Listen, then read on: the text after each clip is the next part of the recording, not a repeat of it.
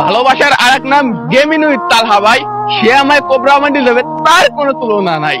কোবরার জন্য খাই না 3 দিন আমি ভাত। এককালে কোবরা দিছিল গেমিনুই জিহাদ। আমার জীবনে বড় আশা কোবরা বান্ডিল পাবো। এই আশা নিয়ে চলো তালহা ভাইয়ের কাছে যাবো। দেখছেন কি কান্দা কান্দি সবাই, দেখছেন কি দুঃখ মনে, কি করেছেন আপনার সাথে এর আগেও।